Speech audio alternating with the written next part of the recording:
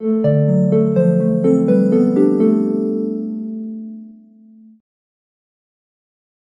And welcome to the world wide post. दोस्तों, ये है हमारा प्यारा India, India that is Bharat. Well guys, Russia और चाइना को लेकर बहुत बड़ी खबर निकल कर आ रही है। आने वाले दिनों में हमें स्पेस में एक ह्यूज इनोवेशन होता हुआ देखने को मिलेगा, क्योंकि रशिया और चाइना मिलकर मून पर न्यूक्लियर पावर प्लांट बनाने वाले हैं। हम आगे इसके बारे में डिस्कस करेंगे और इंडिया की पोजीशन इस वक्त कहाँ है ये भी हम बात करेंगे आगे। लेकिन दोस्तों, ये मून पर ना न्यूक्लियर पावर प्लांट सुनने में एक पागल साइंस प्रोजेक्ट की तरह लग रहा है, लेकिन ये ऑफिशियल हो चुका है कि रशिया और चाइना चांद पर एक न्यूक्लियर पावर प्लांट इंस्टॉल करने का इरादा रखते हैं। ये रशिया के स्पेस एजेंसी के हेड ने कहा है। उन्होंने एक टाइमलाइन भी दिया है। वो इस न्यूक्लियर पावर प्लांट को 2035 तक चांद पर एस्टैब्लिश और डिलीवर करना चाहते हैं। लेकिन कुछ सवाल हमारे और आपके मन में आना चाहिए कि जी, पहला सवाल तो ये है कि जमीन पर ही न्यूक्लियर पावर प्लांट इतना खतरनाक है तो चांद पर कितना खतरनाक होगा,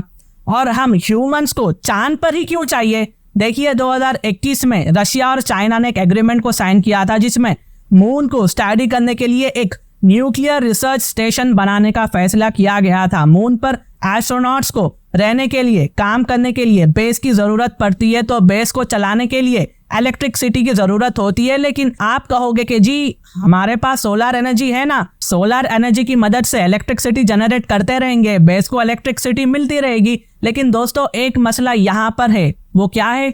चांद पर रात कंटिन्यू 14 दिन तक चलती है, मतलब 14 दिन तक कोई भी रोशनी नहीं होती है। इसलिए साइंटिस्ट कोई और रास्ता यहाँ पर तलाश कर रहे हैं इस केस में। इसलिए न्यूक्लियर पावर प्लांट का इस्तेमाल एक बेस्ट सॉल्यूशन होता है। तो अब आपको क्लैरिटी मिल चुकी है कि इस प्रोजेक्ट को रशिया और चाइना ने क्यों साइन किया था और क्यों ये सब करने वाले हैं। रशिया ने कहा कि इस न्यूक्लियर पावर प्लांट को चांद पर बनाने का प्लान ये है कि पहले रॉकेट के मदद से न्यूक्लियर रिएक्टर को चांद के सरफेस तक पहुंचाया जाएगा और आगे रोबोट्स इस न्यूक्लियर रिएक्टर को इंस्टॉल करेंगे। तो इससे आपको अंदाजा हो गया है कि रशिया और चाइना ये सब टेक्निकल मदद से करने वाले हैं। वेल, इसकी एक्यूरेसी मुझे अभी तक नहीं मालूम हुई कि ये कितना एक्यूरेट काम करेगा।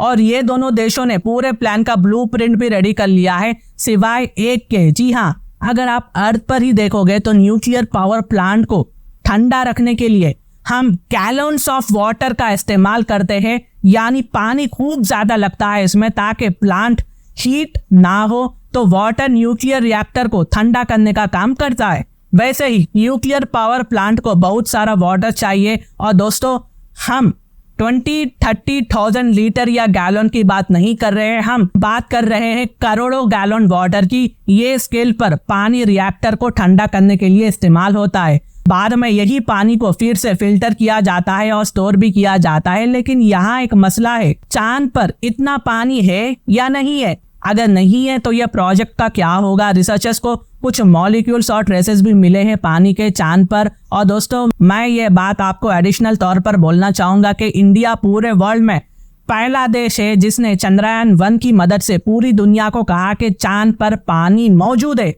तो ये बात आगे जाकर सच भी साबित हुई, तो ये बात आप याद रख लेना। लेकिन अगर हम न्यूक्लियर पावर प्लांट के सिनेरियो में बात करें तो सोर्सेस के हिसाब से बोला जाता है कि ये नंबर करोड़ों गैलन पानी के नजदीक भी नहीं जाता है, यानी चांद पर पानी कम है और ये इतना कम है कि ये न्यूक्लियर पावर प्लांट को अफोर्ड भी नहीं कर सकता। तो ऐसे सिनेरियो में क्या सच में रशिया और चाइना न्यूक्लियर पावर प्लांट बनाना चाहते हैं मून पर? यह देखने वाली बात होगी। हो सकता है कि इनके पास कोई और अल्टरनेटिव रास्ता निकल आए, लेकिन जब तक ये मसले का हल नहीं होता, एक न्यूक्लियर पावर प्लांट चांद पर बनना एक सपना ही रहेगा। लेकिन ख्याल बहुत ज्यादा खूबसूरत है, अच्छा है।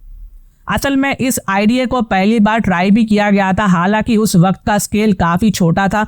मैं आपको 1969 में ले जाता हूँ, जब अपोलो 12 मिशन के 2 एस्ट्रोनॉट्स चांद पर पहुंच गए थे। उन्होंने अपने साथ एक न्यूक्लियर जनरेटर को भी साथ लेकर गए थे, क्योंकि उस वक्त सिचुएशन को समझते हुए नासा ने सोलर एनर्जी पर इतना भरोसा नहीं किया था और इसमें टाइम भी लगता था। तो इसलिए नासा ने एक न्यूक्लियर जनरेटर का फैसला किया था। सभी रिपोर्ट्स के मुताबिक ये काफी अच्छे से काम भी किया था और ये न्यूक्लियर जनरेटर ने बहुत ज्यादा ताकत भी दी थी, जिसकी मिशन को जरूरत भी थी।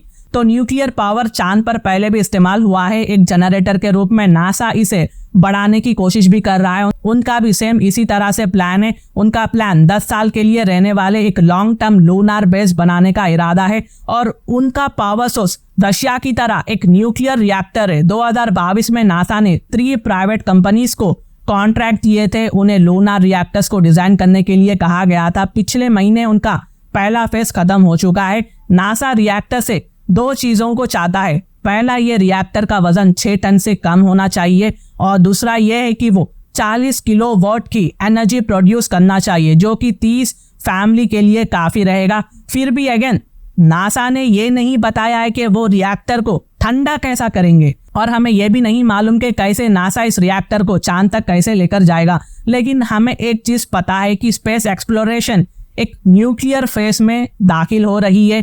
पहला स्पेस रेस सिर्फ जमीन के ऑर्बिट, चांद या मार्स तक पहुंचने के बारे में था, लेकिन ये नया रेस वहां रहने के लिए किया जा रहा है। एरा अब बदल रहा है और इसके लिए आपको ज्यादा ताकतवर एनर्जी की भी जरूरत होती है, जो न्यूक्लियर पावर अगले स्पेस एक्सप्लोरेशन का जवाब हो सकता है। सोचो, अगर आप सोलर एनर्जी एक्सप्लोर करना चाहते हो या मार्स पर एक बेस एस्टैब्लिश करना चाहते हो तो सोलर पैनल्स लॉन्ग टाइम तक साथ नहीं आएंगे, लेकिन एक न्यूक्लियर पावर आपकी मदद कर सकता है ये केस में।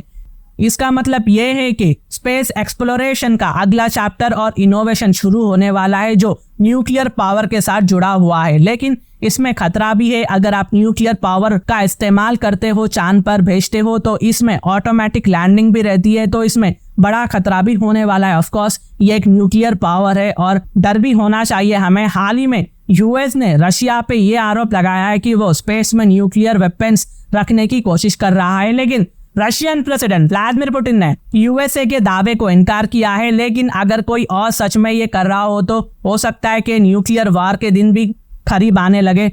लेकिन ओवरऑल ये स्पेस एक्सप्लोरेशन का अगला चैप्टर अनलॉक कर सकता है। ये एक न्यूक्लियर स्पेस रेस की शुरुआत हो सकती है, जिसे आप एक नए आलम निज़ाम यानी न्यू वर्ल्ड ऑर्डर भी कह सकते हो। और अगर मैं इंडिया के पर्सपेक्टिव से बोलूँ तो देखिए, इंडिया इस साल के एंड में या 2025 की शुरुआत में मिशन गगनयान स्टार्ट करेगा। इसके बाद इंडिया अपनी खुद का स्वदेशी इंडियन स्पेस स्टेशन भी बनाएगा। फिर मून पर ह्यूमंस के बारे में भी सोचेगा। तो इंडिया यहाँ वेट एंड वॉच का मूवमेंट कर देखेगा कि क्या वाकई में चांद पर अर्थ के जैसा न्यूक्लियर पावर प्लांट के लिए कैलियंस में पानी मौजूद है।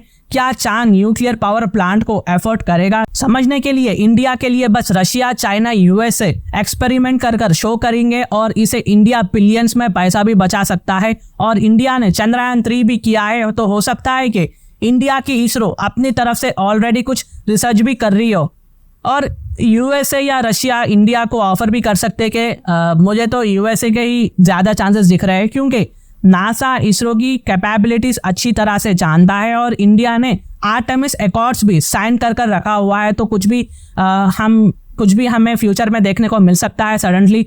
तो मैं उस वक्त शॉक नहीं होऊंगा। तो ये आने वाले वक्त में ही पता चलेगा कि ये प्रोजेक्ट कहाँ तक जाता है। अगर इसके रिलेटेड कुछ भी डाउट हो तो आप मुझे कमेंट करें, मैं आपको इसका जवाब दे दूंगा, साथ में हार्ड भी दे दूंगा। और अगर मेरी वीडियो इन्फॉर्मेटिव दिखे तो इंटरनेशनल अफेयर्स के लिए आप मेरे चैनल को सब्सक्राइब कर सकते हैं। Thank you for watching, thank you for hearing, and I always say God bless you all.